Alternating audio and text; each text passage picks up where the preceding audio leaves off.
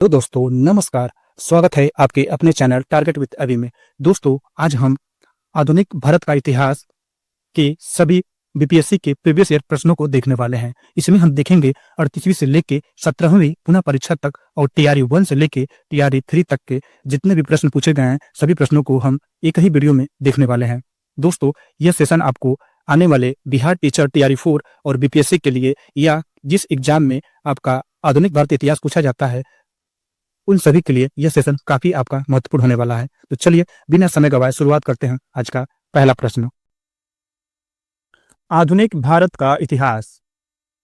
इसमें देखेंगे यूरोपीय कंपनियों का आगमन। इसका पहला सवाल है, पुर्तगाली उपनिवेश का प्रथम वायसराय भारत में कौन हुआ? विकल्प हैं A Dias, B Vasco da Gama, C Almeida, D Albuquerque. तो सोचिए और बताइए इसका सही जवाब क्या होगा। इसमें आपको बता दें इसका जो सही जवाब है विकल्प सी यानी अल्मीडा। जो ये अल्मीडा था यानी the Francisco de Almeida Bharat में प्रथम पुर्तगाली वायसराय एवं गवर्नर बन के आया। कब आया? 1505 ईस्वी में। और इसने क्या किया? व्यापारियों के हितों के परिप्रेक्ष्य में हिंद महासागर में प्रभुत्व स्थापित करने के लिए इसने ब्लू वाटर पॉलिसी लाया यानी नीला जल की नीति का प्रतिपादन किया। तो चलिए अब देखते हैं अगला सवाल। आपका अगला प्रश्न स्क्रीन पर यह रहा, बंगाल की खाड़ी समुद्री डकैती हेतु हुगली का उपयोग कौन करता था? विकल्प हैं आपके डच, बी फ्रांसीसी, सी पुर्तगाली, डी अंग्रेज, ई इनमें से कोई नहीं या एक से अधिक। तो बताइए आपके हिसाब से इसका सही जवाब क्या होगा। तो इसका जो सही जवाब है वह है पुर्तगाली, विकल्प सी। पुर्तगाली जो थे बंगाल की खाड़ी में समुद्री डकैती हेतु हुगली का उपयोग करते थे। लूटपाट के लिए वह हुगली का उपयोग करते थे। चलिए देखते हैं अगला प्रश्न। अगला प्रश्न आपके सामने ये रहा, प्रश्न संख्या 3, भारत में 1613 ईस्वी में अंग्रेजों ने अपनी पहली फैक्ट्री कहाँ स्थापित की थी? आपके विकल्प हैं गोवा, बंगाल में हुगली, आरकोट या सूरत। तो बताइए आपके अनुसार इसमें सही जवाब क्या हो सकता है। तो बता दें आपको इसका जो सही जवाब है वह है विकल्प डी यानी सूरत। प्रश्न संख्या 4, निम्नलिखित में से किस अंग्रेज अधिकारी ने पुर्तगालियों को स्वल्ली के स्थान पर हराया था? किसने हराया था? तो ये आपका विकल्प बी यानी थॉमस बेस्ट ने हराया था। अगला सवाल है प्रश्न number 5, Dutch east India company ने किस वर्ष अपनी फैक्ट्री पटना में स्थापित की? आपको हर प्रश्न का कौन सा प्रश्न आपके किस वर्ष पूछे गए हैं बीपीएससी द्वारा वो आपके स्क्रीन पे हैं, इसको आप देख सकते हैं। तो इसमें आपके विकल्प हैं ए 1601, बी 1632, सी 1774, डी 1651। तो बताइए आपके अनुसार इसका सही जवाब क्या होगा। डच ईस्ट इंडिया कंपनी ने किस वर्ष अपनी फैक्ट्री पटना में स्थापित की? तो ये आपका जो सही जवाब है विकल्प बी यानी 1632। चलिए अगला सवाल है कि डच ईस्ट इंडिया कंपनी ने किस वर्ष पटना में अपना कारखाना स्थापित किया? तो इसका भी आपका जो सही जवाब है विकल्प सी यानी 1632। चलिए देखिए अगला प्रश्न है, निम्नलिखित में से प्रथम कर्नाटक युद्ध का कौन सा तत्कालिक कारण था आपका? बताइए इसका आपका तत्कालिक कारण क्या था। तो आपको बता दें इसका जो सही जवाब है विकल्प डी, अंग्रेजों द्वारा फ्रांसीसी जहाजों का अधिग्रहण। इसके बारे में थोड़ा सा आपको बता दें कि कर्नाटक का प्रथम जो युद्ध हुआ था 1746 से लेके 48, ठीक, ऑस्ट्रिया के उत्तराधिकारी युद्ध जो आपका 1740 ईस्वी में आरंभ हुआ था, ठीक, का विस्तार मात्र था। गृह सरकारों की आज्ञा के विरुद्ध ही दोनों दलों कौन कौन अंग्रेज व फ्रांसीसी में 1746 ईस्वी में युद्ध आरंभ हो गया और जो अंग्रेजी कैप्टन बर्नेट के नेतृत्व में अंग्रेजी सेना द्वारा कुछ फ्रांसीसी जहाजों पर अधिकार कर लेना युद्ध का तत्कालिक कारण बना था। चलिए देखते हैं अगला प्रश्न। प्रश्न संख्या 8, 1760 का प्रसिद्ध वांडीवास का युद्ध अंग्रेजों द्वारा किसके खिलाफ लड़ा गया था? तो इसमें आपको बता दें कि जो इसका सही जवाब है विकल्प ए यानी फ्रांसीसी। वांडीवास का युद्ध आपका जनवरी 1760 में अंग्रेजों तथा फ्रांसीसियों के मध्य हुआ था और युद्ध में फ्रांसीसी आपके पराजित हुए और अंग्रेजी सेना का नेतृत्व करने वाले जो था आपका सर आयरकुट ने, जबकि फ्रांसीसी सेना का नेतृत्व करने वाले काउंट डी लाली ने किया था। कौन किया था? काउंट डी लाली ने किया था आपका। और अंग्रेजी सेना का कौन किया था? तो आयरकुट। अगला सवाल है सवाल संख्या 9, उस क्षेत्र की पहचान करें जहां यूरोप वासियों को सर्वोत्तम सोना और अफीम प्राप्त होता था। बताइए कहाँ से प्राप्त होता था? आपके विकल्प हैं बिहार, गुजरात, बंगाल और मद्रास। तो इसका जो सही जवाब है बिहार, विकल्प ए। चलिए देखते हैं अगला प्रश्न। अगला सवाल है प्रश्न संख्या 10 का अंग्रेजी शासनकाल में भारत का कौन सा क्षेत्र अफीम उत्पादन हेतु प्रसिद्ध था? देखिए वही सवाल है आपके, ये आपके जो पूछे हैं 47 बीपीएससी में पूछा गया है। अभी आपका जो सही जवाब है ए बिहार। अगला सवाल है सूची 1 को सूची 2 से आपका सम्मिलित करना है। सूची 1 में है खोजकर्ता और सूची 2 में है जन्म स्थान। तो इसमें आपको मिलाना है। इसमें है आपका क्रिस्टोफर कोलंबस। ये आपका क्रिस्टोफर कोलंबस, ये आपका इसका जन्म स्थान आपका कहाँ था? तो ये था आपका इटली, पहले का तीसरा। और उसके बाद जैक्स कार्टियर आपका था, ये था आपका फ्रांस, बी का चौथा। उसके बाद सी है सर फ्रांसिस ड्रेक, ये था आपका यूनाइटेड किंगडम। और फर्डिनेंड मैगलन, ये आपका था पुर्तगाल, डी का पहला। तो इसके हिसाब से आपका हो जाएगा विकल्प ए, यानी 3 4 2 1 आपका सही है। चलिए बढ़ते हैं अब अगले प्रश्न की तरफ। अब देखेंगे आधुनिक भारतीय इतिहास का ईस्ट इंडिया कंपनी और बंगाल के नवाब। तो इसका जो पहला सवाल है, इनमें से किसे भारत में ब्रिटिश साम्राज्य का संस्थापक माना जाता है? बताइए इसमें आपका सही जवाब क्या होगा? तो इसका जो सही जवाब है विकल्प सी, लॉर्ड क्लाइव। इसके बारे में बता दें आपको कि इसमें भारत में ब्रिटिश साम्राज्य का संस्थापक आपका लॉर्ड क्लाइव को माना जाता है। लॉर्ड क्लाइव ने प्लासी के युद्ध आपका 23 जून कब हुआ था? 23 जून 1757 में बंगाल के नवाब सिराजुद्दौला को हराकर भारत में ब्रिटिश साम्राज्य की नींव रखी थी। ठीक, और प्लासी के विजय के बाद क्लाइव को बंगाल का गवर्नर बनाया गया था। और आपको बता दें कि वह 1758 से 60 ईस्वी से और आपका 1765 से 67 ईस्वी तक बंगाल का गवर्नर रहा। और इसने क्या किया था कि बंगाल में द्वैत शासन की स्थापना की थी, मतलब द्वैत शासन इसने लाया था। चलिए बढ़ते हैं अब अगले प्रश्न की तरफ। चलिए अगला प्रश्न है कि बक्सर की लड़ाई के बाद किस संधि पर हस्ताक्षर किए गए? तो ये किया गया था आपका हस्ताक्षर, वो था आपका इलाहाबाद संधि, विकल्प बी। बक्सर की लड़ाई आपकी हुई थी अक्टूबर 1764। और किसके किसके बीच हुई थी? मीर कासिम, अवध के नवाब और सुजाउद्दौला एवं मुगल सम्राट शाह आलम द्वितीय की संयुक्त सेना तथा अंग्रेजों के मध्य हुई। युद्ध में अंग्रेज विजयी रहे। युद्ध में कौन जीता? तो अंग्रेज आपके जीते। ब्रिटिश सेना का नेतृत्व कौन किया था? तो वो किया था हेक्टर मुनरो, आपका हेक्टर मुनरो ने किया था। और इस युद्ध की समाप्ति पर इलाहाबाद संधि आपकी जो 1765 ईस्वी में हुई थी, यह संधि का मुगल बादशाह शाह आलम द्वितीय और बंगाल के नवाब मीर कासिम तथा अवध के नवाब सुजाउद्दौला के मध्य हुआ। याद रखिएगा, बहुत ही महत्वपूर्ण है कि इलाहाबाद संधि किसके किसके बीच हुआ था? तो मुगल बादशाह शाह आलम द्वितीय और बंगाल के नवाब मीर कासिम तथा अवध के नवाब सुजाउद्दौला के मध्य हुआ था। चलिए देखते हैं अब अगला सवाल। अगला सवाल है इलाहाबाद की संधि के बाद रॉबर्ट क्लाइव ने मुर्शिदाबाद का उपदीवान किसे बनाया था? बताइए, आपके विकल्प है मोहम्मद रजा खान या सिताब राय या राय दुर्लभ या सैयद गुलाम हुसैन। तो बताइए आपके हिसाब से इसका सही जवाब क्या होगा? तो इसका जो सही जवाब है मोहम्मद रजा खान, विकल्प ए आपका इसमें सही है। चलिए देखते हैं अगला सवाल। सम्राट शाह आलम द्वितीय ने ईस्ट इंडिया कंपनी को बंगाल, बिहार तथा उड़ीसा की दीवानी प्रदान की। कब प्रदान की थी? तो ये आपकी की थी 12 अगस्त 1765, विकल्प ए आपका इसमें सही है। अगला प्रश्न है प्रश्न संख्या 5, द्वैत शासन का जनक किसे माना जाता है? याद रखिएगा, इसमें द्वैत शासन का जनक पूछा है, न कि लागू किया। तो इसमें आपका जो जनक है सर लियोनिल कार्टिस, विकल्प डी आपका इसमें सही है। प्रश्न संख्या 6, बंगाल में द्विशासन प्रणाली किसके द्वारा लागू की गई? देखिए द्विशासन प्रणाली यानी कि द्वैत शासन, इसमें पूछा है किसके द्वारा लागू की गई। तो किसके द्वारा लागू की गई थी? तो ये लागू की गई थी आपकी रॉबर्ट क्लाइव। कब लागू की गई थी? तो ये लागू की गई थी आपकी 1765 में, 1765 ईस्वी में।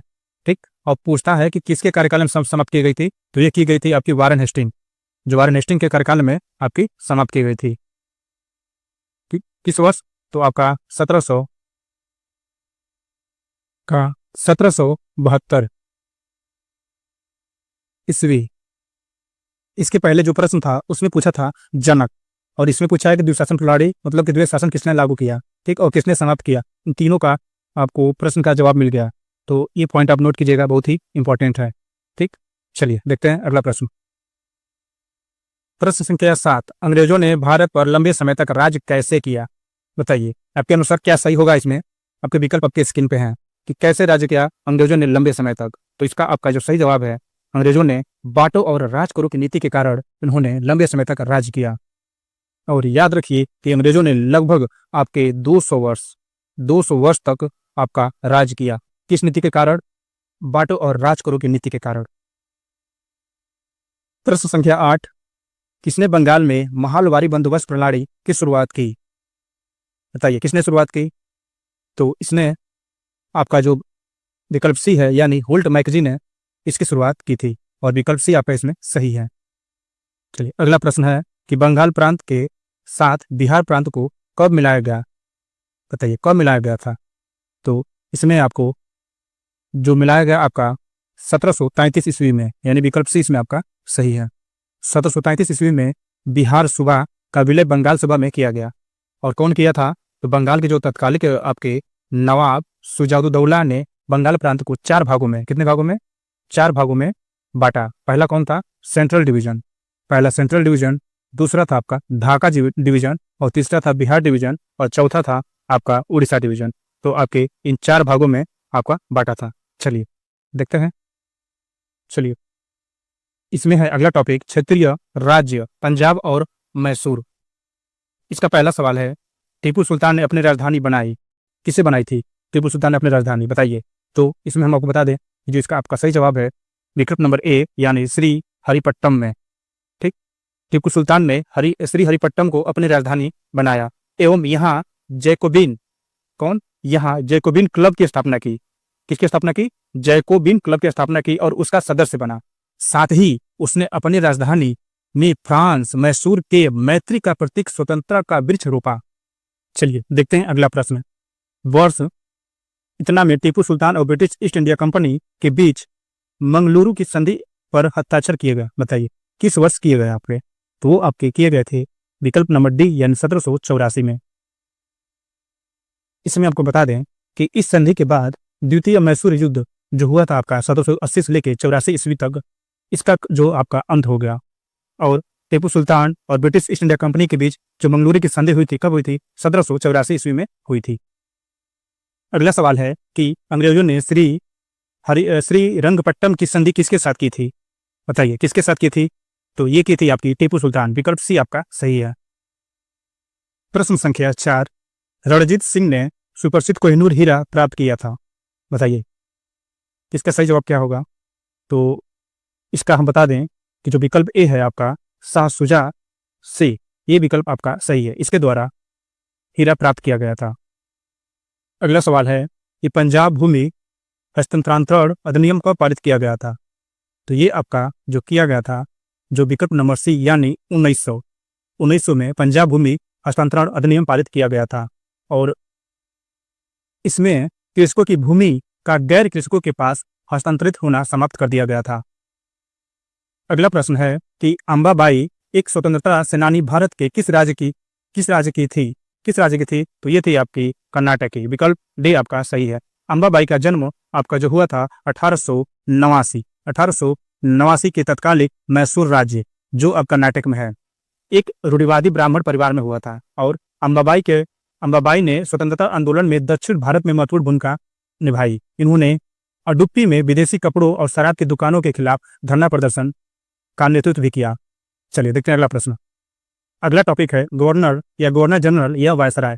पहला प्रश्न है कि भारत का प्रथम गवर्नर जनरल कौन था? बताइए इसमें गवर्नर जनरल भारत का कौन था? विकल्प है आपके लॉर्ड मेयो, विकल्प बी लॉर्ड लिटन, विकल्प सी लॉर्ड कैनिंग और विकल्प सी लॉर्ड डफरिन, या इनमें से कोई नहीं। तो बताइए इसका सही जवाब क्या होगा आपके अनुसार? बताने की कोशिश कीजिए। चलिए हम बताते हैं इसका सही जवाब क्या होगा। इसका जो सही जवाब है विकल्प नंबर ई, इनमें से कोई नहीं, क्योंकि आपको जो इसका जो सही जवाब होगा वो होगा आपका विलियम बेंटिक को। कैसे कि देखिए 1834 ईस्वी में लॉर्ड विलियम बेंटिक को भारत का प्रथम गवर्नर जनरल बनाया गया था। कब बनाया गया था? 1734 ईस्वी में, ठीक। भारत का प्रथम गवर्नर जनरल बनाया गया था। और याद रखिएगा कि वारेन हेस्टिंग को आपका 1774 ईस्वी में बंगाल का प्रथम गवर्नर जनरल बनाया गया था। ये आप याद रखिएगा, भारत, बंगाल, गवर्नर जनरल ये सब अलग अलग है। तो कब बनाया गया था? 1774 ईस्वी में वारेन हेस्टिंग को बंगाल का प्रथम गवर्नर जनरल बनाया गया था। और आपको बता दें कि रॉबर्ट क्लाइव बंगाल का पहला गवर्नर नियुक्त किया गया, ठीक। और जो इस पद पे कब से कब तक था? 1758-60 से लेके एवं 1765-67 ईस्वी के अवधि में वह इस पद पे था। चलिए देखिए, अगला प्रश्न है कि भारत में ब्रिटिश साम्राज्य का संस्थापक कौन था? तो भारत में ब्रिटिश साम्राज्य का संस्थापक आपका बोलते हैं उसको लॉर्ड क्लाइव। जो विकल्प सी है आपका सही है, लॉर्ड क्लाइव, क्योंकि भारत में ब्रिटिश साम्राज्य का संस्थापक लॉर्ड क्लाइव को माना जाता है। 23 जून 1757 को हुई प्लासी की लड़ाई में विजेता अंग्रेजी सेना का नेतृत्वकर्ता कौन था? लॉर्ड क्लाइव था। इस युद्ध के बाद बंगाल में ब्रिटिश साम्राज्य की नींव पड़ी थी। अगला प्रश्न, चलिए अगला प्रश्न है कि निम्नलिखित में से किसने बंगाल में द्वैध शासन प्रणाली डबल गवर्नमेंट को समाप्त किया था? बताइए, डबल गवर्नमेंट को समाप्त किया था। तो आपका इसमें किसने समाप्त किया था? वह है वारेन हेस्टिंग। विकल्प सी आपका सही है। अगला प्रश्न है कि ठगों का उन्मूलन किसके नेतृत्व में हुआ था? बताइए, ठगों का उन्मूलन किसके नेतृत्व में हुआ था? तो ये हुआ था आपका जो विकल्प नंबर बी, कैप्टन स्लीमैन के द्वारा। इसके बारे में आपको कुछ व्याख्या बता दें कि ठगों में हिंदू और मुसलमान दोनों धर्मों के अनुयायी सम्मिलित थे, ठीक। परंतु वास्तव में ये लोग काली, दुर्गा अथवा भवानी की पूजा करते थे तथा प्रायः अपने शिकार का सिर काटकर देवी के चरणों में बलि के रूप में चढ़ाते थे।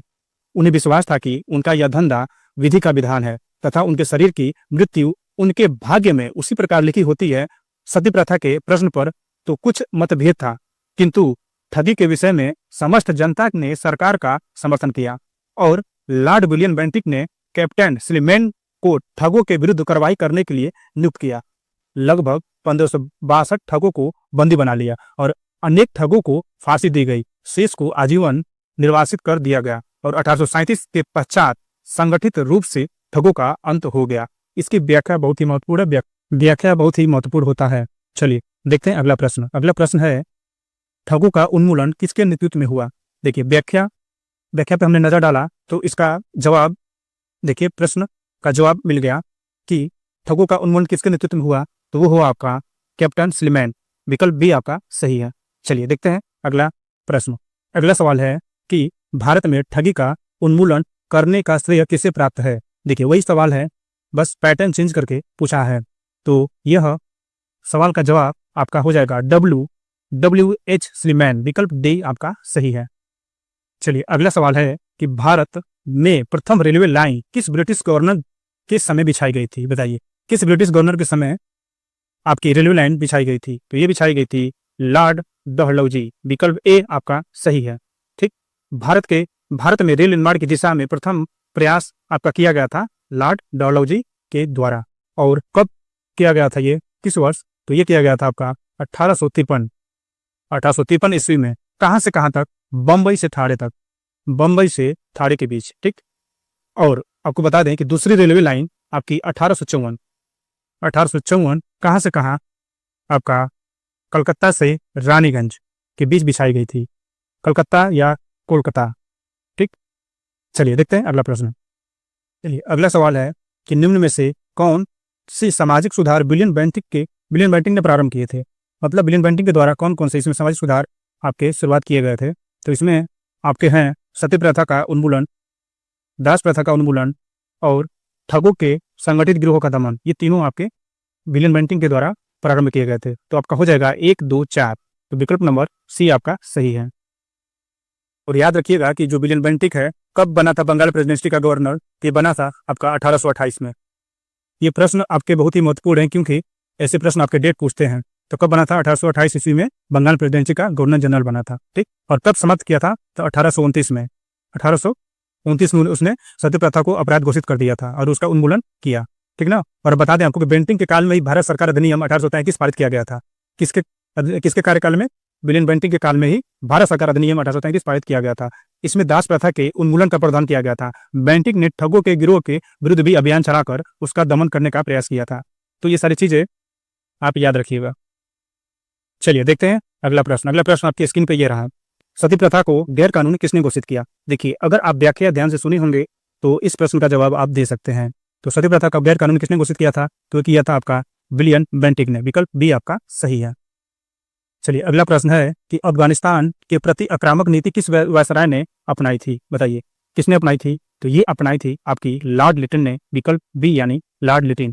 ठीक, याद रखिएगा कि 1876 ईस्वी में लॉर्ड लिटन के वायसराय बनकर आने पर अफगानिस्तान के प्रति अपनाई गई नीति में परिवर्तन आया। ठीक, और कुशल आक्रमणीयता की नीति के स्थान पर अग्रगामी नीति का अनुसरण होने लगा। किस नीति का? अग्रगामी नीति का अनुसरण होने लगा। चलिए देखते हैं अगला सवाल। चलिए अगला सवाल है कि लॉर्ड लिटन निम्नलिखित में से किससे संबंधित नहीं है? इसमें नहीं पूछा है, बताइए किससे संबंधित नहीं है। इसका जवाब आप देने की कोशिश कीजिए। आपके विकल्प हैं स्ट्रेची कमीशन, शस्त्र अधिनियम, ठीक, या वर्नाकुलर प्रेस एक्ट। बताइए किससे संबंधित नहीं है। तो इसमें बता दें आपको कि जो विकल्प डी है इल्बर्ट बिल से संबंधित आपका नहीं है, बाकी ये तीनों से संबंधित है। तो इसमें आपका जो सही जवाब हो जाएगा वो आपका हो जाएगा इल्बर्ट बिल, यानी कि विकल्प डी। ये तीनों आपके इसी से संबंधित हैं। किससे? लॉर्ड लिटन से संबंधित हैं ये तीनों। ठीक, चलिए देखते हैं अगला प्रश्न। किसने संधि विजित कर उसका अधिग्रहण किया? बताइए किसने संधि विजित कर उसका अधिग्रहण किया? आपके जो प्रश्न के जो विकल्प हैं आपके स्क्रीन पे हैं, आप उसका उत्तर देने की कोशिश कीजिए। चलिए हम बताते हैं इसका जो सही जवाब है वो है विकल्प सी आपका नेपियर। ठीक, गवर्नर जनरल लॉर्ड एनलबरो के काल में, उसका कार्यकाल कब से कब तक था? 1842 आपका 1842 से 1844 के दौरान। ठीक, 1843 ईस्वी में चार्ल्स नेपियर द्वारा सिंध को पूर्ण रूप से ब्रिटिश साम्राज्य में मिला लिया गया था। कब मिलाया गया था? 1843 में पूर्ण रूप से मिला लिया गया था। ठीक, यह प्रथम अंग्ल अफगान युद्ध का एक प्रमुख परिणाम भी था।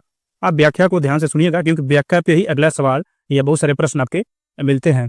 और बीपीएससी के प्रश्न इतना याद रखिएगा कि किसी न किसी वर्ष आपके रिपीट होते हैं। तो यह सेशन आने वाले एग्जाम के लिए बहुत ही महत्वपूर्ण होगा। दोस्तों अगर ये सेशन आपको पसंद आ रहा हो या ऐसे प्रश्न आपको पसंद आ रहे हो तो कृपया करके मेरे चैनल को सब्सक्राइब कीजिए, ताकि आगे भी जितने भी मैं अन्य विषय के मैराथन अगर कराऊं तो आपको मिल सकें, आप देख सकें। क्योंकि आने वाले एग्जाम जो बीपीएससी टीआरई 4 है या बीपीएससी के एग्जाम है, प्रीवियस ईयर के प्रश्न आपके लिए बहुत ही महत्वपूर्ण होते हैं। तो चलिए देखते हैं अगला प्रश्न।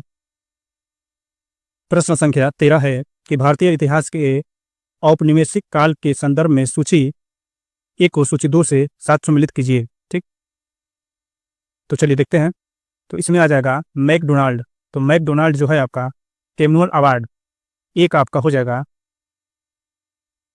2 कैमुअल अवार्ड, और बी हो जाएगा लिन थिदगो, ये अगस्त प्रस्ताव बी का 3, और डोलॉजी का हो जाएगा आपका ड्रैक्टिन ऑफ कैप्स।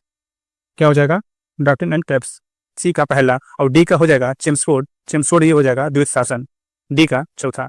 तो इसके अनुसार आपका जो विकल्प सी है 2, 3, 1, 4 आपका सही है।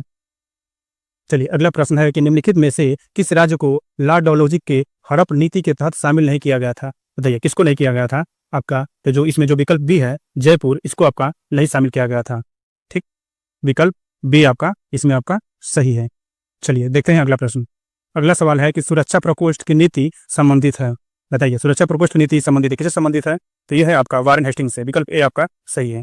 चलिए याद रखिएगा कि सुरक्षा प्रकोष्ठ या घेरे की नीति से वारेन हेस्टिंग तथा वेलेजली संबंधित थे। ये दोनों संबंधित थे, तो इसको आप याद रखिएगा। विकल्प में सिर्फ एक ही दिया था, तो मैंने आपको व्याख्या दिखा दी। चलिए देखते हैं अगला प्रश्न।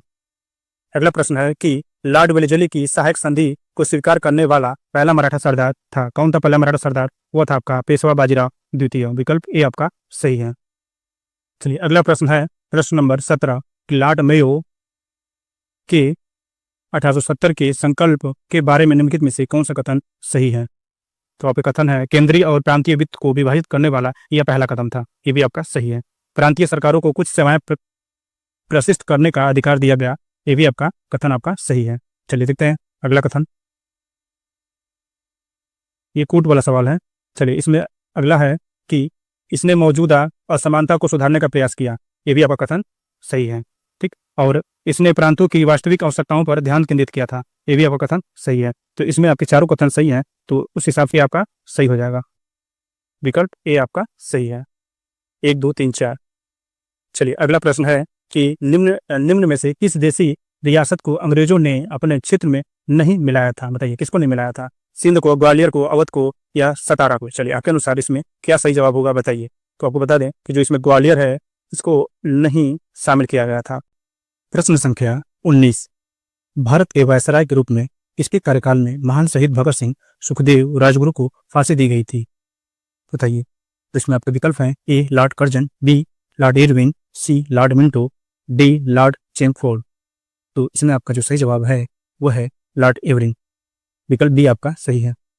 इसका जो कार्यकाल था आपका 1926 से लेके 1931 तक, और जो महान शहीद क्रांतिकारी भगत सिंह, सुखदेव और राजगुरु को जो फांसी दी गई थी वो दी गई थी आपकी 23 मार्च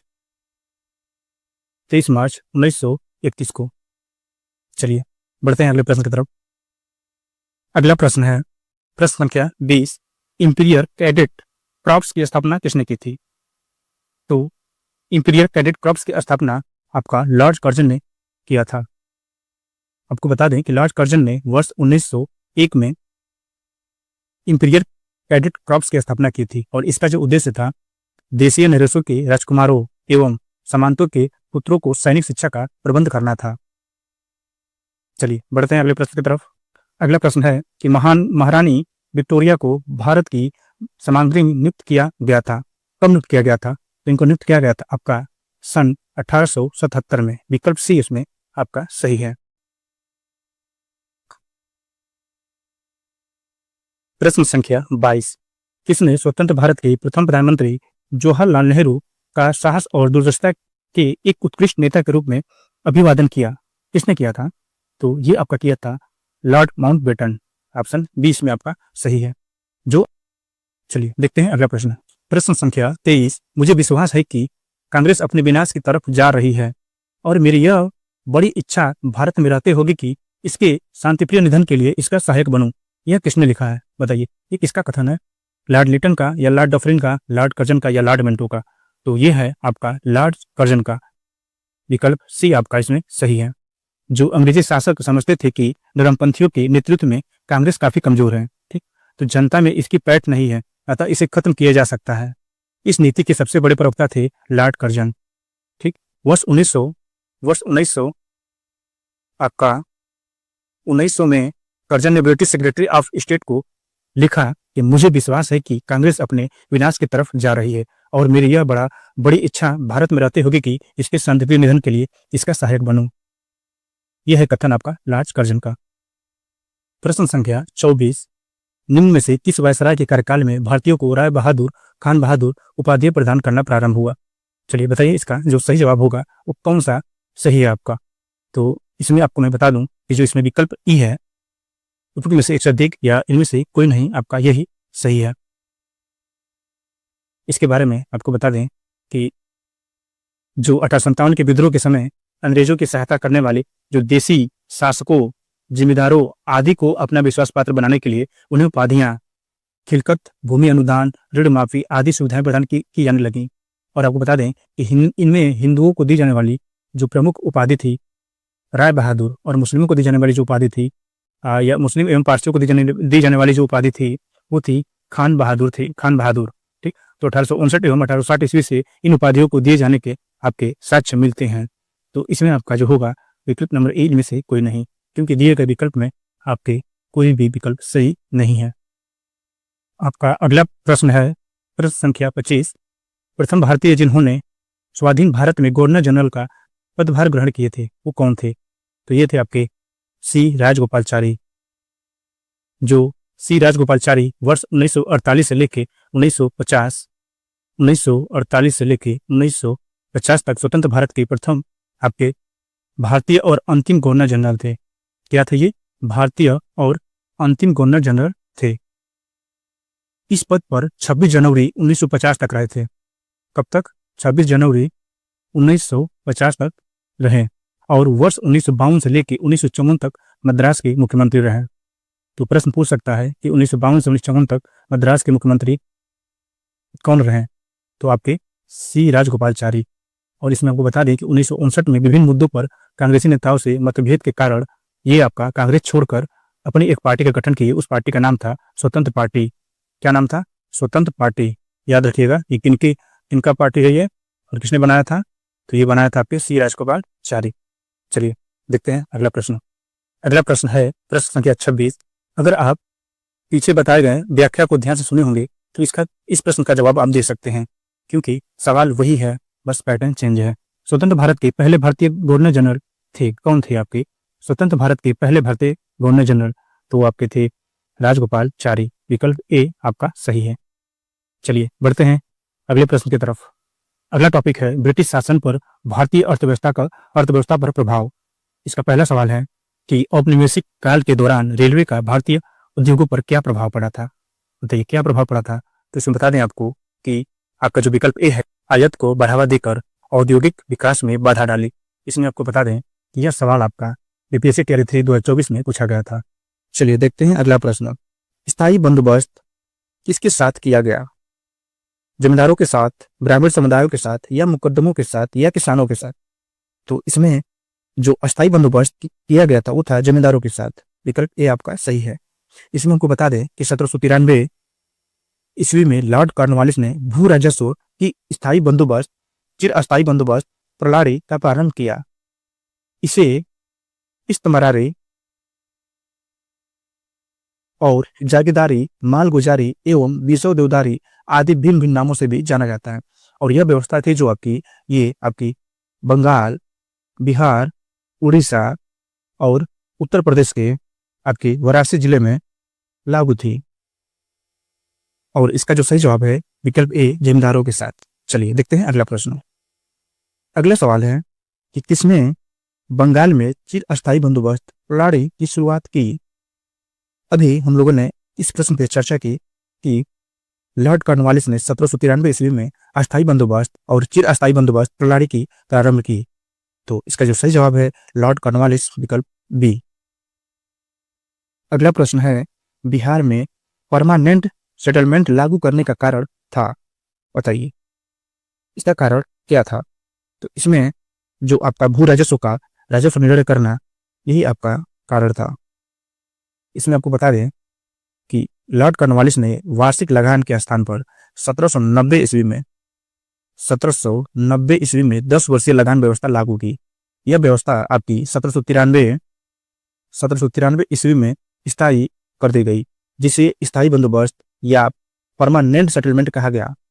इस व्यवस्था को बिहार में लागू करने का कारण जमींदारों के लिए जमीन पर वंश परंपरागत अधिकार को स्वेच्छा से हस्तांतरित करना था और मूल कारण कंपनी के लिए भू राजस्व की एक निश्चित राशि का तय करना था। तो इसमें आपका विकल्प सी इसमें आपका सही है। अगला प्रश्न है कि रैयतवाड़ी व्यवस्था सर्वप्रथम कहाँ लागू की गई थी? आपके गुजरात में, मद्रास में, उड़ीसा में या बम्बई में? तो ये लागू की गई थी आपकी मद्रास में। विकल्प बी आपका सही है। और ये किसके द्वारा लागू की गई थी? ये लागू की गई थी आपकी अलेक्जेंडर रिट के द्वारा। और कब लागू की गई थी? ये 1792 में। और किसने लागू किया था? अलेक्जेंडर रिट के द्वारा ये लागू किया गया था। और कहाँ कहाँ की गई? 12 महल, तमिलनाडु के 12 महल क्षेत्र में लागू की गई थी। इसके बाद यह व्यवस्था आपके बम्बई प्रेसिडेंसी में भी लागू की गई। और थॉमस मुनरो का संबंध आपका किससे है? रैयतवाड़ी व्यवस्था से है। वर्ष 1809 में थॉमस मुनरो ने इसे कुछ क्षेत्रों में लागू किया, जैसे कि 1820 ईस्वी में मद्रास का गवर्नर बनने पर इसे मद्रास में लागू कर दिया। चलिए देखते हैं अगला प्रश्न। अगला प्रश्न है कि मद्रास में रैयतवाड़ी पद्धति को किसने प्रारंभ किया था? वो था आपका थॉमस मुनरो। विकल्प बी आपका इसमें सही है। प्रश्न संख्या 7। वह प्रथा जिसके तहत किसान स्वयं भूमि का मालिक होता है और सरकार को भू राजस्व के भुगतान के लिए जिम्मेदार माना जाता है। तो आपके हिसाब से इसका सही जवाब क्या होगा, बताइए। देखिए, रैयतवाड़ी प्रथा के अंतर्गत किसान स्वयं भूमि का मालिक होता था और सरकार को भू राजस्व के भुगतान के लिए जिम्मेदार माना जाता था। तो आपका विकल्प 20 में आपका सही है, रैयतवाड़ी प्रथा। अगला प्रश्न है डैश में बंगाल और बिहार में भूमि पर किराएदारों के अधिकारों को बंगाल किराएदारी अधिनियम द्वारा दिया गया था। किस वर्ष दिया गया था? ये दिया गया था आपका 1885 में। विकल्प नंबर ए आपका इसमें सही है। चलिए देखते हैं अगला प्रश्न है कि जमींदारों द्वारा कृषक से मांगे गए बिगार या अवैध उपकर को किस नाम से जाना जाता था? तो उसे हम कहते थे वेथी। विकल्प ए आपका इसमें सही है। जमींदारों द्वारा कृषक से मांगे गए बिगार या अवैध उपकर को वेथी कहा जाता था और लोगों से बिना मजदूरी के काम करवाने की प्रथा बेगारी कहलाती थी। अर्थात यह एक प्रकार का अवैतनिक जबरन श्रम था, यानी कि बिना वेतन का काम कराना और जबरन श्रम कराना था। प्रश्न संख्या 10, होम चार्जेज यह ब्रिटेन में भारतीय सरकार के खर्चे समाहित थे। बताइए इनमें से कौन सा विकल्प आपका सही होगा? होम चार्जेज या ब्रिटेन भारतीय सरकार के खर्चे किसमें समाहित थे आपके? तो ब्रिटिश भारतीय अधिकारों की पेंशन, भारत में खरीद एवं सैन्य एवं अन्य भंडार, या रेलवे एवं ग्रांटेड ब्याज, या इनमें से सभी। तो ये आपका जो विकल्प है इनमें से सभी, ये चारों आपके सही हो जाएंगे, यानी विकल्प डी इसमें आपका सही है। चलिए देखते हैं अगला। चलिए अगला प्रश्न है कि बम्बई योजना में प्रस्ताव था। बम्बई योजना में प्रस्ताव था। सबसे पहले आपको बता दें कि जो बम्बई योजना थी ये आपकी आई थी, या बॉम्बे प्लान बोलते हैं इसे, ये आई थी आपके 1944 में। ठीक, और इसमें जो आपके प्रमुख भारतीय उद्योगपतियों के एक समूह द्वारा प्रस्तुत की गई थी। इस योजना के तहत आपका तीव्र विकास दर भी, समान वितरण और कुछ पूंजीवादी विशेषताओं का परित्याग और कर्मचारी, यानी कि ये चारों विकल्प आपके सही हैं। तो इस हिसाब से आपका जो विकल्प ई है इसमें से आपका सही हो जाएगा। अगला सवाल है कि जमशेदपुर लेबर एसोसिएशन की स्थापना 1920 में किसने की? बताइए किसने की? तो इसमें आपके दो लोग थे आपके इस विकल्प के अनुसार। एक हो जाएगा आपका एस.एन. हल्दर और व्योमेश चंद्र चक्रवर्ती। तो इस हिसाब से आपका विकल्प इसमें भी आपका सही हो जाएगा। इसके बारे में बता दें कि इसकी स्थापना जमशेदपुर लेबर एसोसिएशन की स्थापना आपकी हुई थी 5 मार्च 1920 में।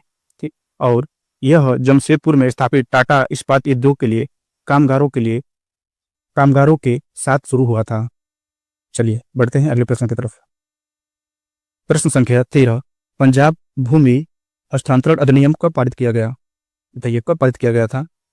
तो ये पंजाब भूमि हस्तांतरण अधिनियम आपका 1900 में पारित किया गया, जिससे कृषकों की भूमि का गैर कृषकों के पास हस्तांतरित होना समाप्त हो गया था। प्रश्न संख्या 14, ब्रिटिश हाउस ऑफ कॉमन्स में चुने जाने वाले दादा भाई नौरोजी प्रथम भारतीय थे जिन्होंने इस दल के टिकट पर चुनाव लड़ा। बताइए किस दल के टिकट पर चुनाव लड़ा? उदारवादी दल, या मजदूर दल, या कंजर्वेटिव दल, या साम्यवादी दल? तो ये आपके थे उदारवादी दल, यानी विकल्प आपका ए इसमें आपका सही है। नौरोजी आपके 1865 ईस्वी में W.C. बनर्जी के साथ मिलकर लंदन इंडिया सोसाइटी का गठन किया था। और जिसका कार्य भारत में दुख दर्दों का प्रचार करना था। और आपको बता दें कि 1892 ईस्वी में लिबरल पार्टी के टिकट पर ब्रिटिश हाउस ऑफ कॉमन्स के लिए चुने जाने वाले आपके पहले भारतीय थे दादा भाई नौरोजी। और दादा भाई नौरोजी की एक पुस्तक है poverty and un British rule in India. ये इनकी पुस्तक है, आप याद रखिएगा। क्या नाम है? Poverty and un British rule in India. चलिए देखते हैं अगला प्रश्न। अगला सवाल है कि भारत में पहली सूती कपड़ा मिल किस वर्ष स्थापित की गई थी? कब की गई थी? तो देखिए ये प्रश्न आपका बीपीएससी तैयारी 3 में पूछा गया है 2024 में। तो कब है ये है आपका विकल्प ए, यानी 1818। भारत में पहली सूती कपड़ा मिल किस वर्ष स्थापित की गई थी? तो की गई थी आपकी 1818 में। अगला टॉपिक है 1857 की क्रांति।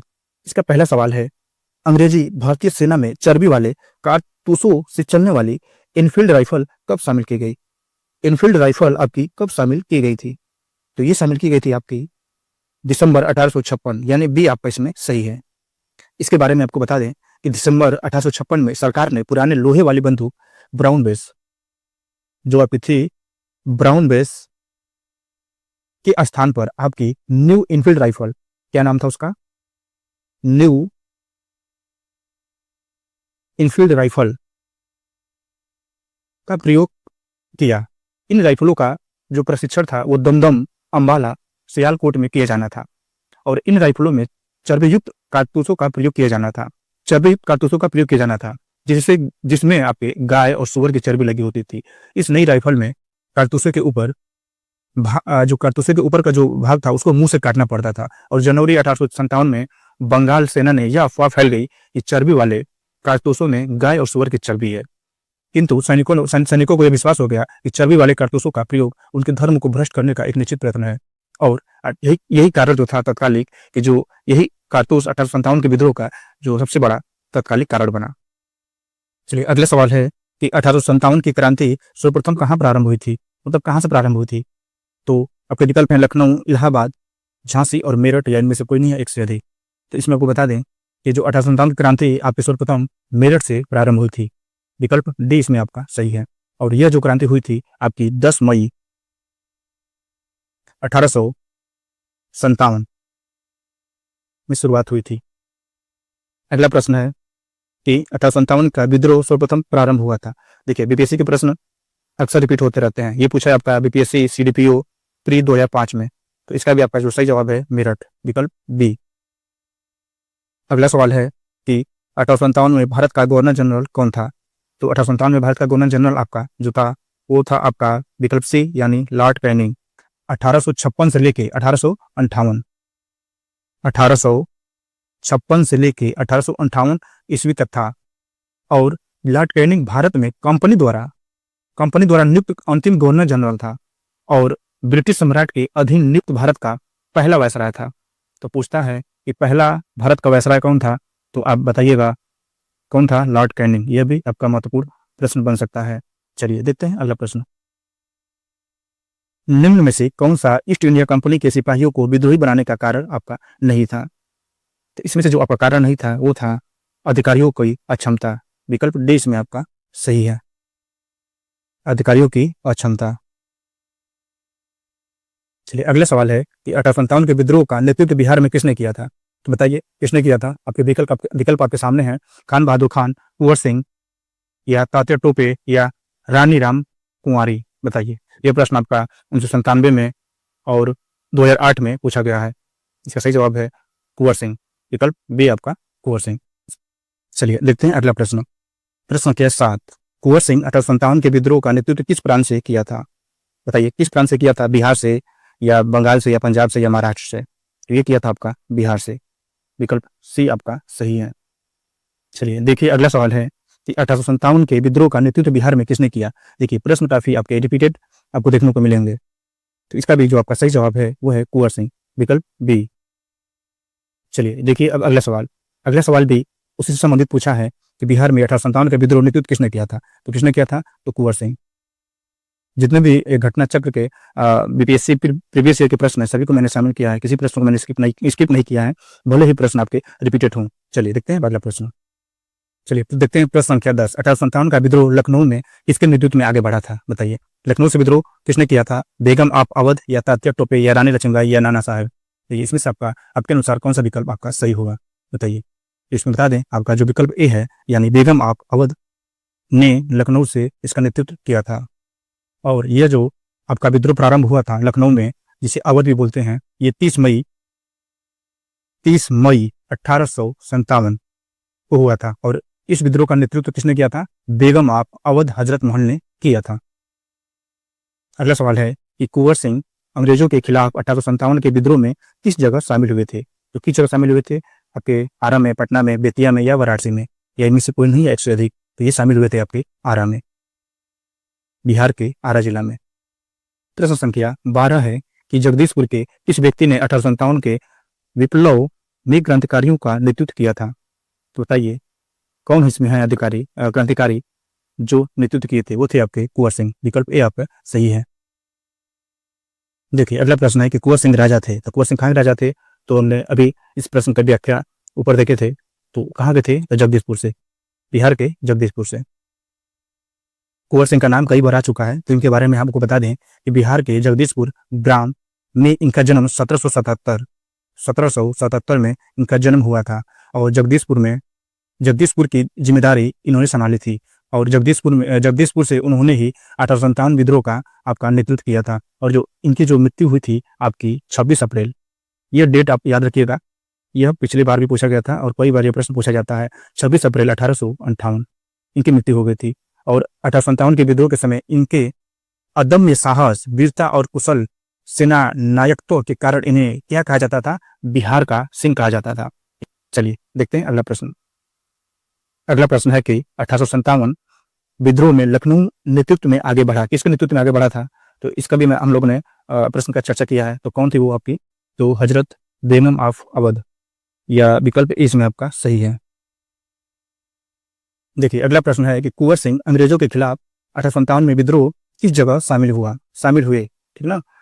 तो इसका जवाब अब सुन लीजिए, इसका जवाब 2 हो सकता है, क्योंकि बीपीएससी ने इसका आंसर आपका पटना माना है। क्या माना है? पटना। घटना चक्र के बुक में इसका आंसर आरा दिया हुआ है, ठीक। क्योंकि 25 जुलाई 1857 को दानापुर सैनिकों को 3 रेजिमेंटों में विद्रोह कर दिया। 26 जुलाई को ये सैनिक आरा पहुंचे। 26 जुलाई को ये सैनिक आरा पहुंचे। यहाँ कुंवर सिंह ने इनका नेतृत्व स्वीकार किया। इस प्रश्न का उत्तर आपको बताएं है कि बिहार लोक सेवा आयोग ने पटना माना है, जबकि इसका सही उत्तर क्या होना चाहिए? आरा। चलिए देखते हैं अगला प्रश्न। अगला प्रश्न है कि जगदीशपुर के किस व्यक्ति ने 1857 के विप्लव में क्रांतिकारियों का नेतृत्व किया? देखिए ये भी प्रश्न आपका रिपीटेड है। कौन है आपके? वीर कुंवर सिंह, जिन्हें बिहार का क्या कहा जाता है? बिहार का सिंह कहा जाता है। अगला प्रश्न है कि कुंवर सिंह राजा थे, बताइए कुंवर सिंह कहाँ के राजा थे? तो आपके जगदीशपुर के।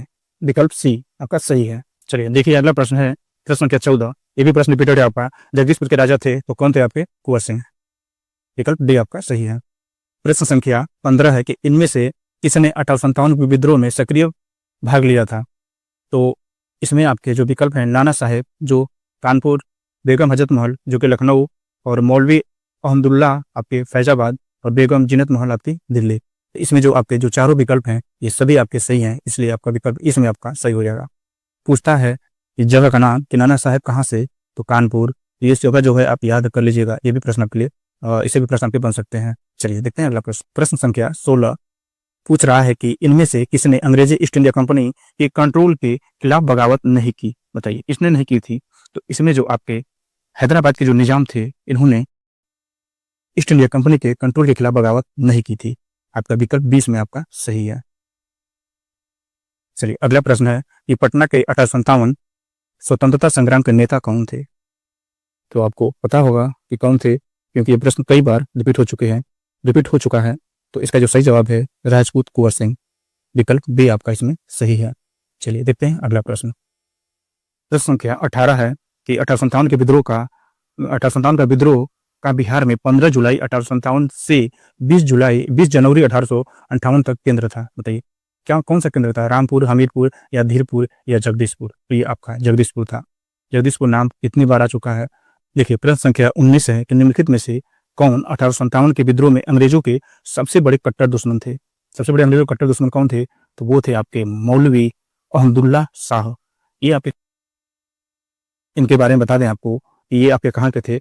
ये आपके थे अरकाट यानी तमिलनाडु के अरकाट के रहने वाले थे, और वे फैजाबाद में आकर बस गए थे। और इन्हें पकड़ने के लिए अंग्रेजों ने लगभग 50,000 रुपये का इनाम रखा था। चलिए देखते हैं अगला प्रश्न। अगला प्रश्न पूछ रहा है कि 1857 के विद्रोह का किस उर्दू कवि ने देखा था? तो बताइए किसने देखा था? इसमें आपको बता दें कि जो विकल्प सी है गालिब, इन्होंने आपका देखा था 1857 के विद्रोह को। मिर्जा गालिब, इनका पूरा नाम क्या है? मिर्जा गालिब ने स्वयं अपने आंखों से देखा था। चलिए अगला सवाल है, अब बताइए कि निम्नलिखित में से किसका नाम 1857 ईस्वी के आंदोलन से जुड़ा है? तो इन चारों नामों में 1857 के आंदोलन में कौन जुड़ा हुआ है?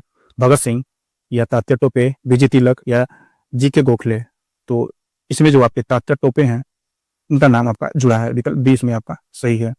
अगला प्रश्न है कि झांसी की रानी लक्ष्मीबाई मृत्यु कहाँ पर हुई थी? तो इनकी जो मृत्यु हुई थी आपकी ग्वालियर में। झांसी की रानी की जो मृत्यु हुई थी आपकी ग्वालियर में। विकल्प सी में आपका सही है, क्योंकि ग्वालियर में महारानी लक्ष्मीबाई की समाधि आपकी स्थित है। और महारानी लक्ष्मीबाई का जो जन्म हुआ था वो हुआ था आपका यूपी के वाराणसी में। और इनके बचपन का नाम क्या था? तो मनु था। बचपन का नाम मनु था। चलिए देखते हैं अगला सवाल।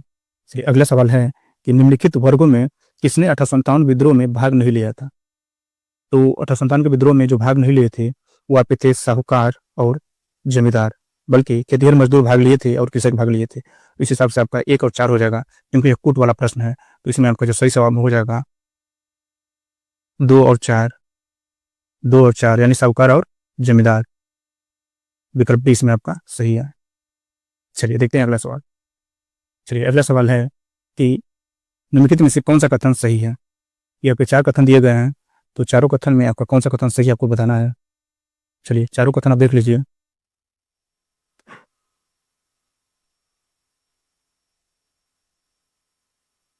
तो इसमें आपका जो पहला कथन है, 1857 के दरभंगा, डुमराव और हटावा के महाराजाओं और उनके साथी जमींदारों ने आदमी तथा पैसे से अंग्रेजों की मदद की, यह विकल्प आपका सही है। अगला सवाल है कि 1857 के विद्रोह में बिहार का कौन सा भाग अप्रभावित रहा, मतलब कहाँ पे 1857 का विद्रोह नहीं देखने को मिला। तो देखिए आपको दानापुर में ये प्रभावित था, ये क्षेत्र पटना भी था, आरा भी था, मुजफ्फरपुर भी था। ये जो आपका मुंगेर है ये आपका अप्रभावित था। तो आपका विकल्प 5 इसमें आपका सही है, यानी कूट वाला प्रश्न है तो विकल्प 20 में आपका सही हो जाएगा, केवल 5। अगला सवाल है कि 1857 के विद्रोह के दौरान ब्रिटिश सेना ने किस सेनापति को कुंवर सिंह के विरुद्ध भेजा गया था। तो ये किसको भेजा गया था। तो इसमें आपका जो सही जवाब है, इसमें जो आपका जो सही जवाब है वो है विकल्प ए, इनमें से कोई नहीं, क्योंकि 1857 के दौरान ब्रिटिश सेना ने विसेंट आयर को और ली ग्रैंड को कुंवर सिंह के विरुद्ध भेजा था। और 1857 के जगदीशपुर बिहार में विद्रोह का नेतृत्व कुंवर सिंह ने किया था। अगला सवाल है कि 1857 का विद्रोह लखनऊ में किसके नेतृत्व में आगे बढ़ा था। तो किसके आगे बढ़ा था, तो बेगम ऑफ अवध, विकल्प ए आपका इसमें सही है। प्रश्न संख्या 28 है कि 1857 का विद्रोह मुख्यतः किस कारण से असफल रहा था, कौन सा कारण था। तो कारण यही था आपका कि किसी सामान्य योजना और केंद्रीय संगठन की कमी, विकल्प बी ये आपका सही है। चलिए अगला सवाल है कि 1857 के विद्रोह का विफलता के निम्नलिखित में से कौन से कारण थे। तो अभी हमने देखा कौन से कारण थे। तो इसमें आपके अंग्रेजों के सैन्य श्रेष्ठता, विद्रोहियों के पास कोई एकीकृत कार्यक्रम विचारधारा नहीं थी, ये भी आपका सही है, ये भी सही है। और अगला देखते हैं कि समाज में सभी वर्गों समर्थन का अभाव था, ये भी आपका सही है, क्योंकि समाज में सभी वर्ग के लोग आपको सपोर्ट इसमें 1857 क्रांति में नहीं किए थे। और इसमें कोट बताना है, तो इस कोट में आपका तीनों सही है, यानी कि सभी विकल्प आपके सही हैं, विकल्प सी इसमें। चलिए देखते हैं अगला प्रश्न, प्रश्न संख्या 30। प्रश्न पूछ रहा है कि विचार कीजिए। कथन क है 1857 में प्रथम स्वतंत्रता संग्राम ब्रिटिश सरकार से स्वतंत्रता प्राप्त करने में असफल रहा। कारण है आपका का कि बहादुर शाह जफर के नेतृत्व को जन सहयोग नहीं मिला और अधिकांश महत्वपूर्ण रियासतों के शासक उनका साथ देने से कतर गए। देखिए इसमें जो कथन पर विचार करना है, तो इसमें जो पहला कथन है ये भी आपका सही है, क्योंकि 1857 में प्रथम स्वतंत्रता संग्राम जो हुआ था, ब्रिटिश सरकार ने उन्हें दबा दिया था और स्वतंत्रता प्राप्त करने में असफल हो गए थे। ठीक। और जो दूसरा कारण था, बहादुर शाह जफर के नेतृत्व में जन सहयोग नहीं मिला था, ये भी आपका कथन सत्य है। तो इसमें आपका क और ख, मतलब क और का दोनों सही है। तो देख लीजिए इसमें जो पहला कथन है कि ए दोनों क और का सत्य है और का सही स्पष्टीकरण है, कि यही आपका विकल्प सही है। देखिए दोस्तों, अब हम प्रश्न का व्याख्या पे ध्यान कम देंगे, अब सिर्फ प्रश्न और उसके आंसर कवर करेंगे, ताकि कम समय में अधिक से अधिक प्रश्नों को देखा जा सके, क्योंकि काफी वीडियो लंबा हो रहा है। हम चाहते हैं कि कम समय में सारे आधुनिक इतिहास के प्रश्नों को कवर किया जा सके, कि प्रीवियस प्रश्न जो भी हैं आप जल्द से जल्द आप देख सकें। चलिए देखते हैं अगला प्रश्न। और जो भी प्रश्न करेंगे आप, पहले हम आंसर हाइड कर देते थे, बट अब आंसर और व्याख्या हाइड नहीं करेंगे, आपको आंसर और व्याख्या सामने दिखेगा, ताकि कम समय में अधिक से अधिक प्रश्नों को हम जल्द से जल्द कवर कर सकें। चलिए देखिए अगला प्रश्न है कि महारानी विक्टोरिया ने भारतीय प्रशासन को ब्रिटिश ताज के नियंत्रण में लेने की घोषणा कब की थी। तो ये की थी आपकी 1 नवंबर 1858। देखिए इसकी व्याख्या है, व्याख्या देख लीजिए कि 1857 क्रांति में दमन के पश्चात 1 नवंबर 1858 महारानी विक्टोरिया ने भारतीय प्रशासन को ब्रिटिश ताज के नियंत्रण में लेने की घोषणा की। अब व्याख्या देख लीजिए, स्क्रीन शॉट ले लीजिएगा। चलिए देखते हैं अगला प्रश्न। निम्नलिखित में से किस तिथि को रानी विक्टोरिया की घोषणा जारी हुई थी, कब हुई थी। ये भी हुआ था आपका 1 नवंबर 1858, विकल्प सी। ये प्रश्न आपका पूछा गया है 11th और 12th में, बेसिक टीचर में, और 2023 में पूछा गया है। अगला प्रश्न है कि 1857 के विद्रोह के बाद ब्रिटिश सरकार ने सिपाहियों का इन प्रांतों का चयन किया, किन प्रांतों का चयन किया था। तो ये किया था आपका गोरखा, सिख एवं पंजाबी उत्तर प्रांत से। ठीक। और इसके बारे में व्याख्या देख लीजिए कि 1857 के विद्रोह के बाद ब्रिटिश सरकार ने सिपाहियों का चयन गोरखा, सिख एवं पंजाब के उत्तर प्रांत से किया और 1857 के विद्रोह को भड़काने में उत्तर प्रदेश और बिहार के सैनिकों ने महत्वपूर्ण भूमिका निभाई थी। सबसे अधिक आपके उत्तर प्रदेश और बिहार के सैनिकों ने अहम भूमिका निभाई थी। चलिए, प्रश्न संख्या 34 है कि निम्नलिखित में से किसने 1857 के विद्रोह को एक षड्यंत्र की संज्ञा दी थी? तो किसने दिया था? तो आगे विकल्प आपकी स्क्रीन पे है। विकल्प ए, बी और आगे का विकल्प देख लीजिए, सी और डी, और ये आंसर दिया हुआ है विकल्प ए। तो इसकी व्याख्या आप देख सकते हैं या स्क्रीनशॉट ले सकते हैं आप। चलिए देखते हैं इसका जो सही जवाब है वो है आपका sir James Outram and W Taylor. विकल्प ए आपका इसमें सही है। अगला प्रश्न है कि प्रश्न संख्या 35 कि 1857 के विद्रोह को किसके द्वारा प्रथम भारतीय स्वतंत्रता संग्राम के रूप में वर्णित किया गया था? तो किसको किया गया था? ये थी आपकी वीर सावरकर। विकल्प ए आपका इसमें सही है। और इनकी जो पुस्तक थी वो थी the Indian war of independence 1857। इसमें इन्होंने 1857 के विद्रोह को सुनियोजित स्वतंत्रता संग्राम तथा प्रथम भारतीय स्वतंत्रता संग्राम की संज्ञा दी। इस पुस्तक का नाम क्या है? The Indian war of the independence 1857। चलिए, प्रश्न संख्या 36, 1857 के विद्रोह किसके द्वारा प्रथम भारतीय स्वतंत्रता संग्राम के रूप में वर्णित किया गया था? ये भी प्रश्न को रिपीटेड है। कौन है आपके? वीर सावरकर। अगला प्रश्न है कि 1857 का विद्रोह किसके द्वारा प्रथम भारतीय स्वतंत्रता संग्राम का रूप में वर्णित किया गया था? प्रश्न पर रिपीटेड है, इसका भी हो जाएगा वीर सावरकर। चलिए देखते हैं अगला प्रश्न। अगला प्रश्न है कि निम्नलिखित में से कौन सा आयोग 1857 विद्रोह के दमन के बाद भारतीय फौज के नौ संगठन से संबंधित है? कौन है आपका? तो यह आपका पीला आयोग। विकल्प बी आपका सही है। चलिए अगला प्रश्न है कि मैं जहां भी हूं जगदीशपुर वही है, यह किसने कहा था? जगदीशपुर पे कौन थे आपके? तो वो थे आपके कुंवर सिंह। तो किसका कथन है? कुंवर सिंह का। प्रश्न संख्या 40, किसने कहा था कि 1857 का घटना प्रारंभ धर्म के संघर्ष के रूप में हुआ था और उस घटना का अंत स्वतंत्रता संग्राम के रूप में हुआ? किसने कहा था? तो ये कहा था आपका डॉक्टर एस.एन. सेन ने। विकल्प ए आपका इसमें सही है। चलिए अगला प्रश्न है, नेताओं की सूची को उनके क्षेत्र की सूची के साथ सम्मिलित करें और किस नीचे दिए गए कूट को चयनित करें। मतलब कौन से जो नेता हैं किस जगह से संबंधित है? इसमें जो आपके कुंवर सिंह है वो कहाँ के थे? जगदीशपुर। हजरत महल आपके कहाँ के थे? लखनऊ से। खान बहादुर आपके बरेली और मौलवी अब्दुल्ला फैजाबाद। इस सब से आपका जो विकल्प हो जाएगा पहले का तीसरा। तो पहले का तीसरा इसमें क्या है? तो विकल्प सी इसमें आपका सही है। तीसरा, चौथा, दूसरा, पहला। देख लेते हैं। मौलवी अब्दुल्ला फैजाबाद, ठीक है। चलिए ये भी नोटिस कीजिएगा कि ये जो प्रश्न है आपका ये 17वीं बीपीएससी में पूछा हुआ था। इस बार जो 17वीं बीपीएससी का जो पेपर हुआ था उसमें यह री एग्जाम में पूछा गया था। तो बीपीएससी के प्रश्न अक्सर रिपीट होते हैं। ये बीपीएससी तैयारी के लिए बहुत ही इंपॉर्टेंट जो सेशन है, अच्छे से देखें और पूरा देखें। चलिए देखते हैं अगला प्रश्न। अगला प्रश्न है कि रायल शिक्षक अधिनियम के अंतर्गत रानी विक्टोरिया भारत की महारानी कब बनी थी? कब बनी थी? तो ये बनी थी 1877 में। विकल्प सी आपका इसमें सही है। कब बनी थी? 1877 में। राजसी उपाधि अधिनियम रॉयल टाइटल एक्ट ब्रिटिश संसद द्वारा 1876 में पारित किया गया था। इस अधिनियम के तहत महारानी विक्टोरिया को 1 जनवरी 1877 को दिल्ली दरबार में भारत की समज्ञी घोषित किया गया। इस प्रकार सम्राट एडवर्ड सप्तम को वर्ष 1903 में तथा जॉर्ज पंचम को वर्ष 1911 में भारत सम्राट घोषित किया गया था। चलिए अगला टॉपिक है अन्य जन आंदोलन। इसका पहला प्रश्न है कि नील विद्रोह किसके बारे में था? नील विद्रोह किसके बारे में था? तो आप विकल्प देख लीजिए। इसमें पहला विकल्प है रैयत नील की खेती नहीं करना चाह रहे थे पर जबरदस्ती करवाई जा रही थी। ठीक, तो ये विकल्प आपका नहीं सही है क्योंकि पहले आप पूरा विकल्प देख लीजिए। दूसरा विकल्प है रैयत नील की खेती करना चाह रहे थे, उन्हें जबरदस्ती रोका जा रहा था। ये भी नहीं है, ये भी सही नहीं है विकल्प आपका। विकल्प सी है रैयत नील की खेती नहीं करना चाह रहे थे पर उनसे एक अमान्य मूल्य पर जबरदस्ती करवाई जा रही थी। ये विकल्प आपका सही है क्योंकि जबरदस्ती वो कराई जा रही थी एक अमान्य मूल्य पे, उनका मूल्य भी ठीक से नहीं दिया जाता था। चलिए देखते हैं अगला प्रश्न। व्याख्या आप देखते रहिएगा या स्क्रीन रोक के वीडियो पढ़ लीजिएगा, स्क्रीनशॉट ले सकते हैं। व्याख्या पढ़ेंगे तो काफी वीडियो लंबा हो जाएगा। चलिए देखिए अगला प्रश्न है कि प्रसिद्ध नाटक नील दर्पण जिसमें इंडिगो की खेती करने वाले किसानों को दमन चित्रण किया गया था, ये रचना किसने की थी? ये किसना है? नील दर्पण किसका है? तो यह है दीनबंधु मित्र का। विकल्प सी आपका, विकल्प डी इसमें आपका सही है। चलिए देखते हैं अगला प्रश्न। निम्नलिखित में से कौन सा नील विद्रोह के नेता थे? कौन थे इसमें? आपको दिगंबर विश्वास और विष्णु चरण विश्वास।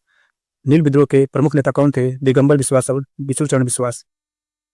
अगला प्रश्न है कि नील कृषकों की दुर्दशा पर लिखी हुई पुस्तक नील दर्पण के लेखक कौन थे? बताइए कौन थे इसमें? तो ये थे दीनबंधु मित्र। विकल्प डी इसमें आपका सही है। चलिए अगला प्रश्न है कि बंगाल व बिहार के नील कृषकों की दशा का वर्णन करते हुए नील दर्पण नाटक किसके द्वारा लिखी गई थी? तो वही है, नील दर्पण पुस्तक किसकी थी? आपकी दीनबंधु मित्र की। विकल्प सी आपका सही है। अब देखिए यह प्रश्न आपका स्कूल टीचर हेडमास्टर में पूछा गया था 10/12/2023 के पेपर में। 2023 में जो पेपर हुआ था उसमें आपके हेडमास्टर में प्रश्न में पूछा गया था। चलिए देखिए अगला प्रश्न, बंकिम चंद्र चटर्जी का उपन्यास आनंद मठ में किस विद्रोह का उल्लेख है? किसका उल्लेख है? यह है आपका सन्यासी का। विकल्प ए आपका इसमें सही है। चलिए अगला प्रश्न है कि बंकिम चंद्र चट्टोपाध्याय के आनंद मठ में किस विद्रोह का उल्लेख है? तो वही है प्रश्न आपका, इसका है विकल्प ए आपका सन्यासी। चलिए अगला प्रश्न देखिए, बंकिम चंद्र चटर्जी के आनंद मठ में किस विद्रोह का उल्लेख है? देखिए प्रश्न कितनी रिपीटेड है आपके, वो प्रश्न आप रिपीटेड है, तो ये क्या हो जाएगा आपका? इसका भी आपका विकल्प ए आपका सही, सन्यासी। चलिए महाराष्ट्र में रोमसी कृषक जत्था किसने स्थापित किया था? किसने किया था? तो ये किया था वासुदेव बलवंत फड़के। विकल्प सी इसमें आपका सही है। चलिए देखते हैं अगला प्रश्न, रामोसी विद्रोह का सही रूप से किस भौगोलिक इलाके में हुआ था? तो रामोसी विद्रोह ये आपका हुआ था पश्चिमी घाट। कौन सा? रामोसी विद्रोह कहाँ हुआ था? पश्चिमी घाट। चलिए अगला प्रश्न है कि बघेरा विद्रोह कहाँ हुआ था? तो बघेरा विद्रोह हुआ था आपका बड़ौदा में। विकल्प डी इसमें आपका सही है।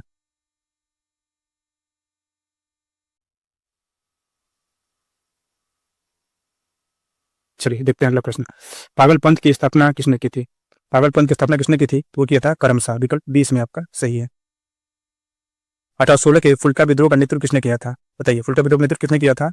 तो आपके विकल्प हैं बंदा सिंह बहादुर या खंडक सिंह या भगत सिंह या इनमें से कोई नहीं है एक से अधिक।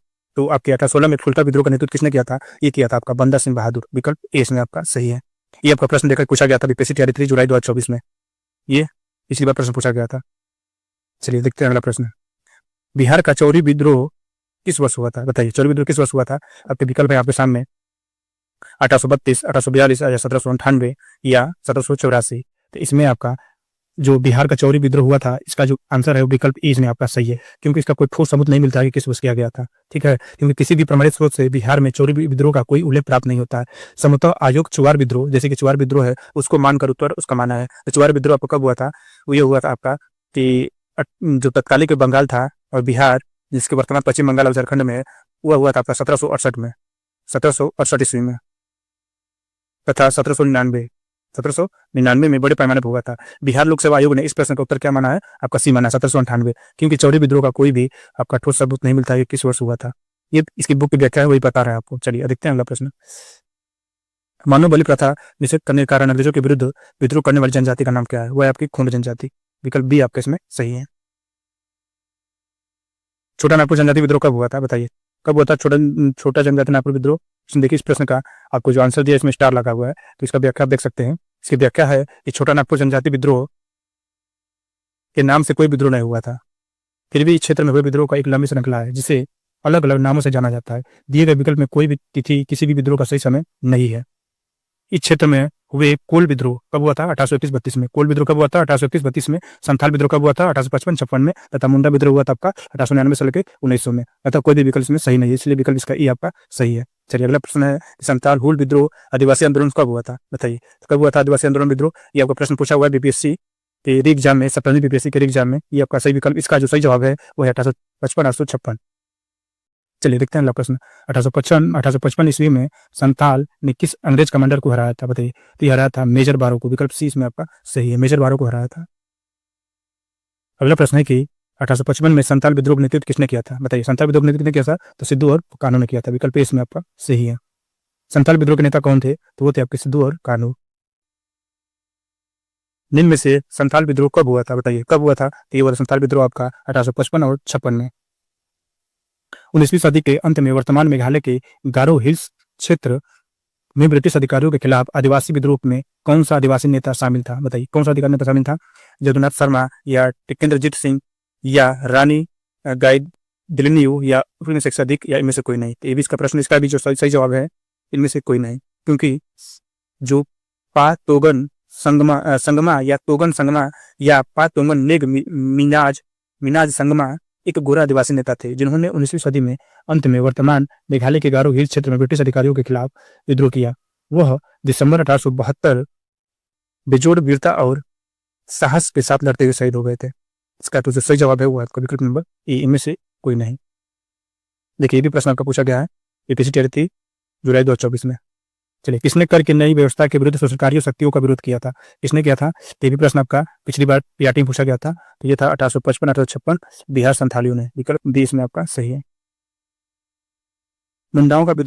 मुंडाओं ने विद्रोह खड़ा किया था, तो कब किया था? 1895 में। चलिए, अगला प्रश्न है कि उल गुलान विद्रोह किससे जुड़ा था? बताइए, किससे जुड़ा था? तो बिरसा मुंडा से, क्योंकि बिरसा मुंडा को उल गुलान विद्रोह भी कहा जाता है। देखिए, मुंडा विद्रोह का नेता कौन था? तो मुंडा विद्रोह का नेता कौन था? तो बिरसा मुंडा। विकल्प 20 में आपका सही है। मुंडा विद्रोह का नेता कौन था? तो कौन था आपका? बिरसा मुंडा। विकल्प ए आपका सही है। देखिए, प्रश्न भी हूबहू रिपीटेड है। बिरसा मुंडा के अनुयायी उन्हें किसका अवतार मानते थे? तो किसका मानते थे? तो धरती आबा बोलते थे। क्या बोलते थे? तो धरती आबा का आपके अवतार मानते थे। बिरसा को सोते सोते हुए पकड़ा गया था। कब पकड़ा गया था? तो 3 फरवरी 1900 में। विकल्प सी में आपका सही है, 3 फरवरी 1900। बिरसा मुंडा का कार्य क्षेत्र कौन सा था? बताइए। तो बिरसा मुंडा का कार्य क्षेत्र था आपका बी रांची। बिरसा मुंडा का कार्यक्षेत्र रांची से लेकर भागलपुर तक था। बिरसा मुंडा का मुख्य उद्देश्य जनजातियों में समाज सुधार करना एवं इन्हें ब्रिटिश सत्ता से दूर रखना था। बिरसा मुंडा विद्रोह कहाँ हुआ था? बताइए, बिरसा मुंडा विद्रोह कहाँ हुआ था? ये हुआ था आपका रांची में। 1899 और 1900 ईस्वी में मुंडा क्रांति का नेता कौन था? तो कौन था? बिरसा मुंडा आपका था। बिरसा मुंडा किसके पक्ष में था? तो बिरसा मुंडा जो पक्ष में था, ना झारखंड, ना उत्तरांचल, ना छत्तीसगढ़, इनमें से कोई नहीं।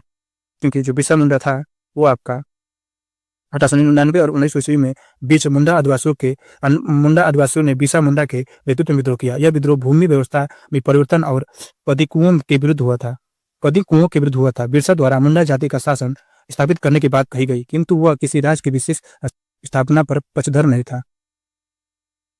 अगला प्रश्न है कि 1831 बुद्धू भगत के नेतृत्व में कुल विद्रोह किस क्षेत्र में हुआ था? किस क्षेत्र में हुआ था? तो हुआ था सिंहभूम। विकल्प 20 में आपका सही है। हौज विद्रोह हुआ था। बताइए, हौज विद्रोह कब हुआ था? 1820 और 1821 के दौरान। बिरसा मुंडा द्वारा किसको कमांडर इन चीफ नियुक्त किया गया था? बताइए, किसको नियुक्त किया गया था?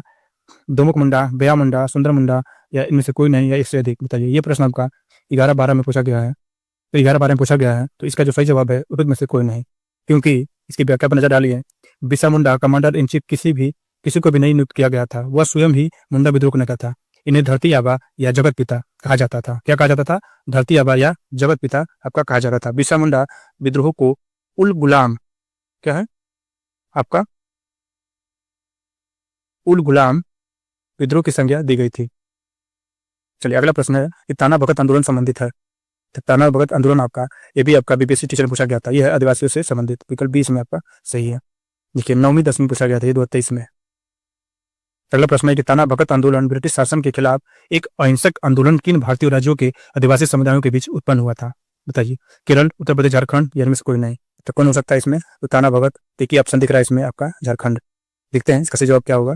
विकल्प सी झारखंड। व्याख्या देख सकते हैं इसका, ये बीपीएससी 23 जुलाई में पूछा गया था 2024 में।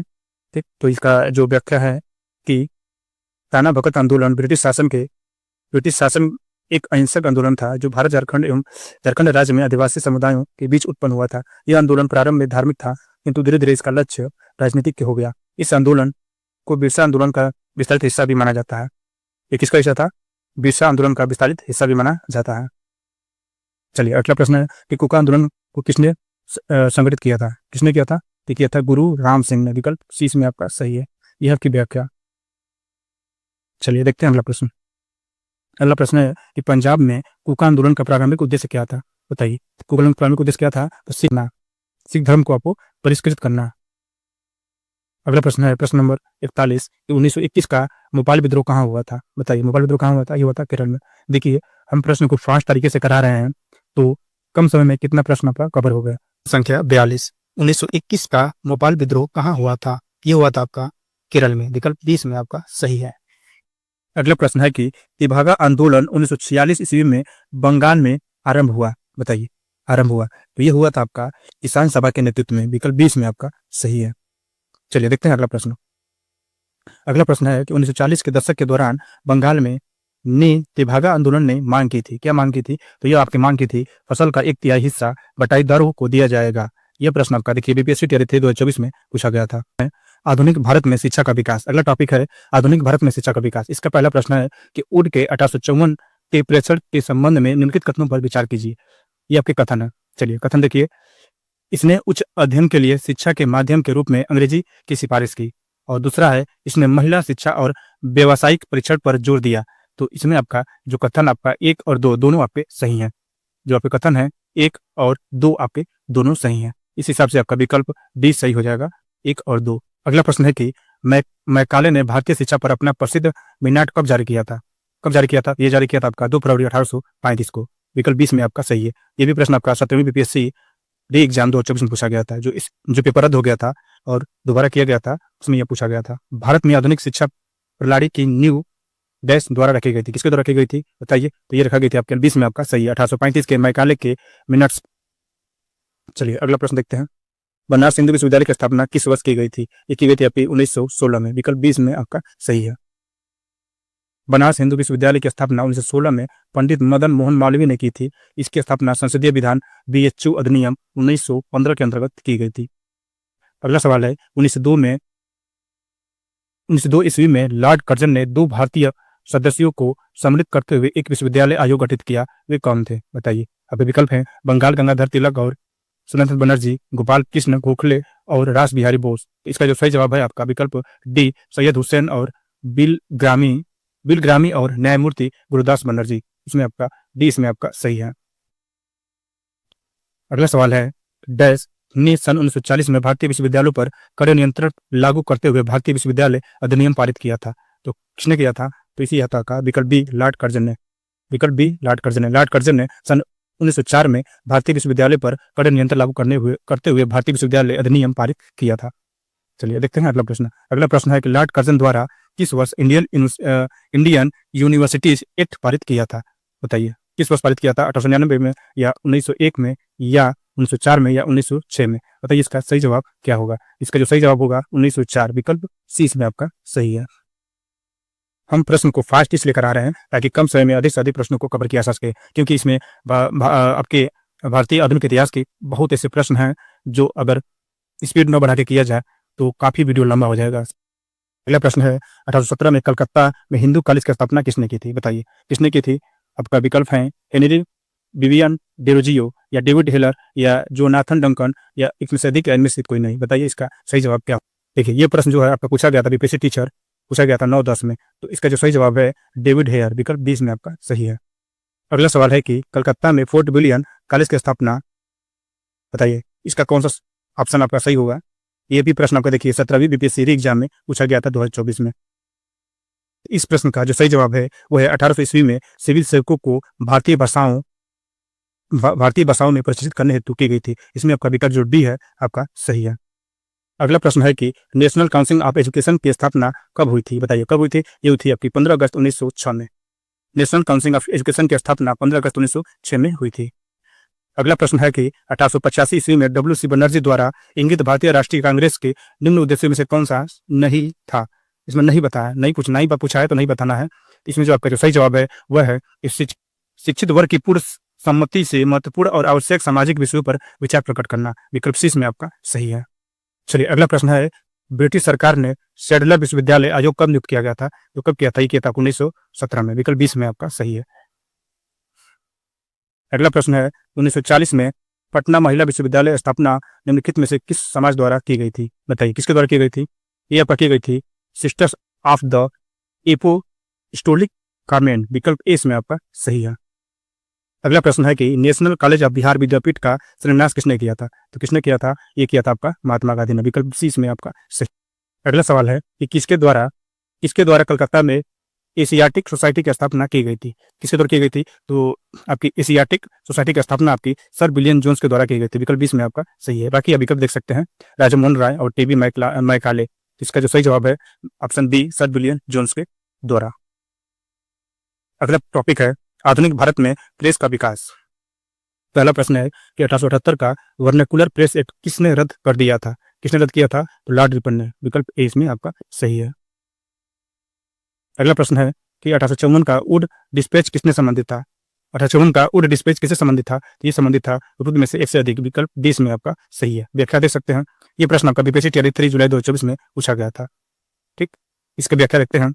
1854 के वुड डिस्पैच को भारतीय शिक्षा का मैग्ना कार्टा कहा जाता है। क्या कहा जाता है?